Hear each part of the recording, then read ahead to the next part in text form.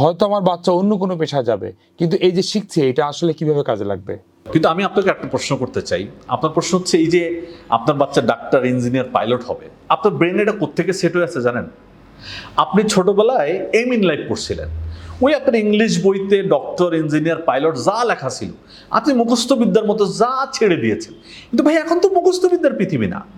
So আপনি কেন বারবার এই শব্দটা কেন বলছেন যে আপনার বাচ্চা ডক্টর হবে, ইঞ্জিনিয়ার হবে? এটা ওপেন পৃথিবী, তার ট্যালেন্টটা তাকে বের করার সুযোগ করে দিতে হবে আপনাকে। যদি এটা তার জন্য যদি আপনি তৈরি করতে না দেন, তাহলে কিন্তু ভাই আপনি কিন্তু তার সাথে বেইনসাফ করছেন। এটা তার পৃথিবী, আপনার পৃথিবী না, কিন্তু আপনি গন, আপনি চলে যাচ্ছেন। তাকে মানে ওই যে বলেন একটা কবির ভাষায় যে তার পৃথিবীর জন্য বাসযোগ্য পৃথিবী করে যাবো, এটা আমার অঙ্গীকার।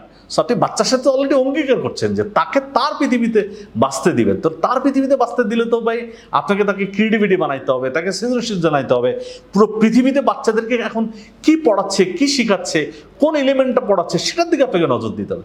আপনাকেও স্টাডি করে বের করতে হবে যে কোনটা আমার বাচ্চা শেখা উচিত। আপনি নিজ থেকে ওই আপনার লাইফের, আপনার স্টুডেন্ট লাইফের এম ইন লাইফ তো ভাই আপনি আপনার বাচ্চাকে দিতে পারবেন না। এই যে শিখছে এটা কি ওয়েস্টেজ হবে নাকি তার কোনো উপকারে আসবে?